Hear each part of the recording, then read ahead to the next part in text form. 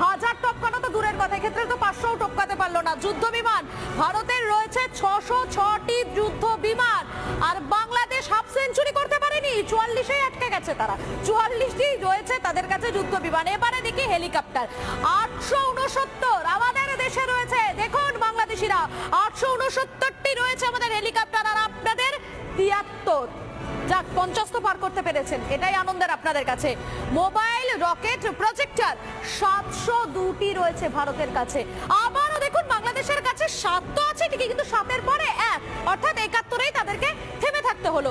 এবার দেখাই আপনাদেরকে ট্রেনার রয়েছে 351, আর বাংলাদেশের রয়েছে 87। সবই দেখুন, একটা একটা করে দেখুন। কলকাতা দখল করতে আসছেন তো আপনারা, দেখে নিন একবার আপনাদের সংখ্যাটা আর ভারতের সংখ্যাটা ভালো করে দেখুন। এবার দেখুন খুব ভালো করে, একটা হেলিকপ্টার আমাদের দেশের 40টি রয়েছে, আর বাংলাদেশের